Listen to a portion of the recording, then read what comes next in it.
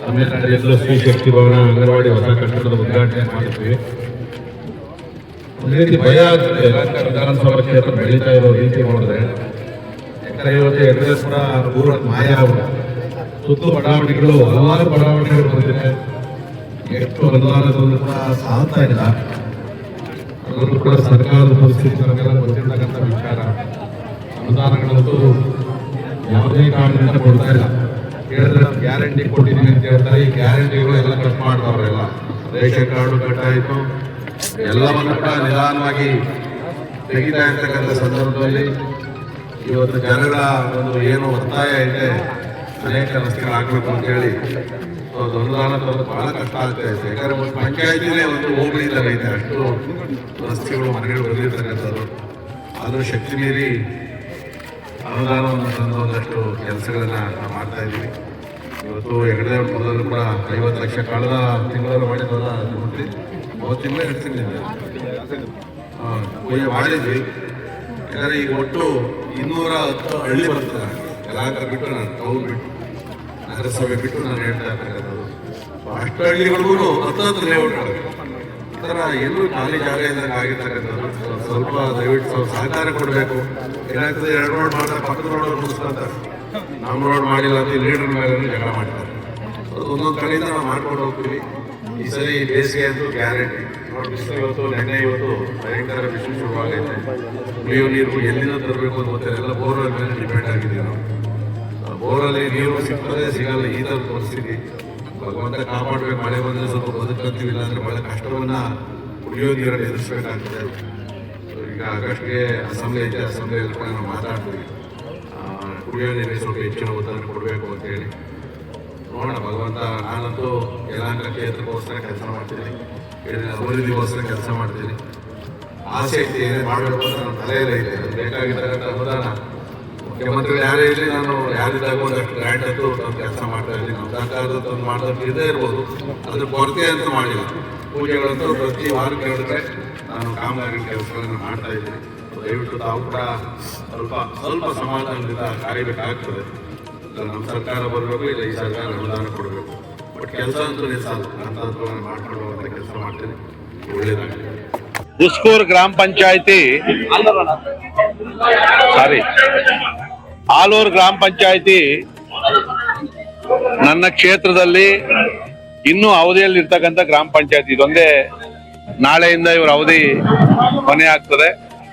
ಈ ಸಂದರ್ಭದಲ್ಲಿ ಹಲವಾರು ಕಾಮಗಾರಿಗಳು ಪೂಜೆಯನ್ನು ಮಾಡಬೇಕಾಗಿತ್ತು ಮತ್ತು ಅವರಿಗೆ ಒಂದು ಬೀಳ್ಕೊಡುಗೆಯನ್ನು ಕೂಡ ಸಮಾರಂಭವನ್ನು ಕೂಡ ನಾನು ಭಾಗವಹಿಸಬೇಕಾಗಿತ್ತು. ಆ ದೃಷ್ಟಿಯಿಂದ 3 ಗ್ರಾಮಗಳಲ್ಲಿ ಕಾಂಕ್ರೀಟ್ ರಸ್ತೆಗೆ ಗುದ್ಲಿ ಪೂಜೆಯನ್ನು ಮಾಡ್ತಾ ಇದ್ದೀವಿ ಮತ್ತು ನಾವು ಹಿಂದೆ ಗುದ್ಲಿ ಪೂಜೆಯನ್ನು ಮಾಡಿದಂತ ಅಂಗನವಾಡಿ ಸ್ತ್ರೀ ಶಕ್ತಿ ಭವನದ ಉದ್ಘಾಟನೆಯನ್ನು ಕೂಡ ಮಾಡಿದ್ದೀವಿ ಮತ್ತು ಗ್ರಾಮ ಪಂಚಾಯತಿಯ ಮೇಲ್ಗಡೆ ಇವತ್ತೇನು ವಿಶಾಲವಾದಂತ ಸಭಾಂಗಣವನ್ನು ಆಲೂರು ಗ್ರಾಮ ಪಂಚಾಯತಿಯಲ್ಲಿ ಕಟ್ಟಿದ್ರು. ನಮ್ಮ ಅಧ್ಯಕ್ಷರು ಎಲ್ಲಾ ಸದಸ್ಯರ ಸಮ್ಮುಖದಲ್ಲಿ ಅದರ ಲೋಕಾರ್ಪಣೆಯನ್ನು ಕೂಡ ನಾವು ಇವತ್ತು ಮಾಡಿದ್ದೀವಿ. ಇವತ್ತೇನು ಅಂದ್ರೆ 5 ವರ್ಷ ಎಲ್ಲಾ ಸದಸ್ಯರು ಕೂಡ ಜೊತೆಯಲ್ಲಿದ್ದು ಅನೇಕ ಕೂಗಾಟಗಳು, ಚೀರಾಟಗಳು, ಜಗಳ ಎಲ್ಲವನ್ನೂ ಮಾಡಿರ್ತೀವಿ. ಅದು ಅವರವರ ಕ್ಷೇತ್ರದ ಕೆಲಸಕ್ಕೆ ಸಂಬಂಧಪಟ್ಟಿದ್ದು, ಜನಗಳ ಸಮಸ್ಯೆಗೆ ಸಂಬಂಧಪಟ್ಟ ಹಾಗೆ. ಆದ್ರೆ ಇವತ್ತೆಲ್ಲ ನೋಡಿದ್ವಿ ನಾವು. ಇನ್ನು 5 ವರ್ಷ ಈಗ ಯಾಕಂದ್ರೆ ಎಲ್ಲ ಜೊತೆಯಲ್ಲಿದ್ವಿ, ಎಲ್ಲ ನಾವು ಬೇರೆ ಬೇರೆ ಆಗ್ತಾ ಇದ್ವಿ ಅಂತೇಳಿ ಎಲ್ಲ ಒಂದು ರೀತಿ ಭಾವನಾತ್ಮಕವಾದಂತ ಒಂದು ಸ್ಥಿತಿಯಲ್ಲಿ ಇವತ್ತೆಲ್ಲರೂ ಕೂಡ ಇದ್ದಾರೆ. ಇಲ್ಲಿವರೆಗೂ ಏನಾಗಿತ್ತೋ ಎಲ್ಲವನ್ನ ಮರೆತು ಕೈಯಲ್ಲಾದಷ್ಟು ಕೆಲಸವನ್ನು ಕೂಡ ಗ್ರಾಮ ಪಂಚಾಯತಿ ಸದಸ್ಯರು, ಅಧ್ಯಕ್ಷರು ಮಾಡವ್ರೆ. ನಾನು ಕೂಡ ಈ ಗ್ರಾಮ ಪಂಚಾಯತಿಗೆ ಸಾಕಷ್ಟು ಅನುದಾನವನ್ನು ಕೂಡ ಕೊಟ್ಟು ಅವರ ಅಭಿವೃದ್ಧಿಗೆ ಸಹಕಾರವನ್ನು ಕೂಡ ಕೊಟ್ಟಿದ್ದೀನಿ. ಇವತ್ತು ಪಕ್ಷಾತೀತವಾಗಿ ಎಲ್ಲರೂ ಒಟ್ಟಾಗಿ ಸೇರಿ ಈ ಒಂದು ಉದ್ಘಾಟನಾ ಕಾರ್ಯಕ್ರಮದಲ್ಲಿ ಭಾಗವಹಿಸಿದ್ದೀನಿ. ಒಟ್ಟು ಕಾಮಗಾರಿ ಎಲ್ಲ ಸೇರಿ 2,65,00,000 ರೂಪಾಯಿದ ಒಟ್ಟು ಕಾಮಗಾರಿಗಳಿಗೆ ಇವತ್ತು ಉದ್ಘಾಟನೆ ಮತ್ತು ಗುದ್ಲಿ ಪೂಜೆ ಮಾಡಿದ್ದೀನಿ. ಈ ಗ್ರಾಮ ಪಂಚಾಯತಿ ಕಟ್ಟಡಕ್ಕೆ ಒಂದು ಉದ್ಘಾಟನಾ ಕಾರ್ಯಕ್ರಮದಲ್ಲಿ ಭಾಗವಹಿಸಿ ಮುಂದಿನ ದಿನಗಳಲ್ಲಿ ಒಳ್ಳೆಯ ರೀತಿ ಆಲೂರು ಗ್ರಾಮ ಪಂಚಾಯತಿ ಅಭಿವೃದ್ಧಿಯಲ್ಲಿ ಇನ್ನಷ್ಟು ಒಳ್ಳೆಯ ಅಭಿವೃದ್ಧಿ ಕಾರ್ಯಕ್ರಮವನ್ನು ಮಾಡೋ ಒಂದು ದಿಸೆಯಲ್ಲಿ ಒಳ್ಳೆಯ ಒಂದು ಪ್ರಯತ್ನವನ್ನು ಎಲ್ಲರೂ ಇವತ್ತು ಹಿಮ್ಮತವಾಗಿ ಮುಂದುವರಿಸಿಕೊಂಡು ಹೋಗ್ತಾ ಇದ್ದೀವಿ.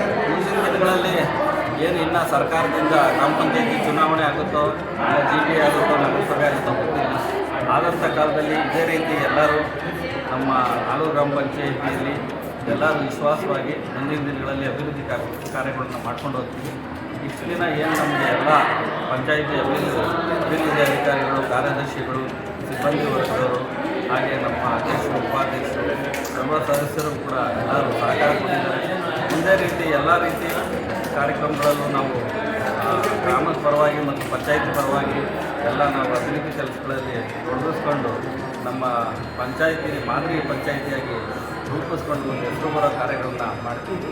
ಸರ್, ಅವಧಿ ಪೂರ್ಣಗೊಳ್ತಾ ಇದೆ, ಏನು ಹೇಳ್ತೀರಿ? ಏನು ಅನ್ನಿಸ್ತಾ ಇದೆ? 2021ನೇ 5 ವರ್ಷಗಳ ಅವಧಿ ಇವತ್ತು ಕೊನೆಗೊಳ್ತಾ ಇದೆ.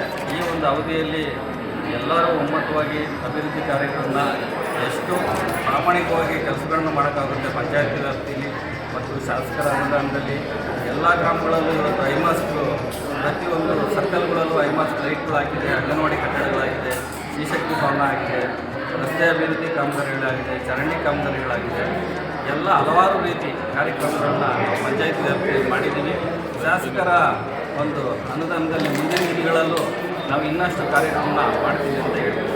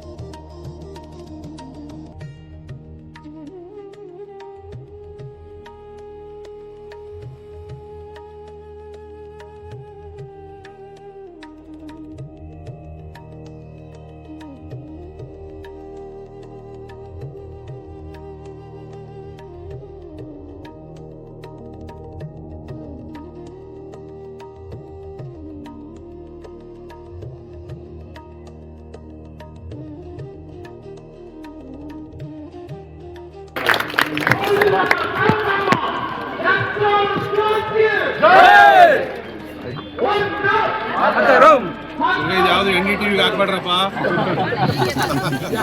ನೆನ್ನೆಲ್ಲ ಓಡಿಸೋಣ.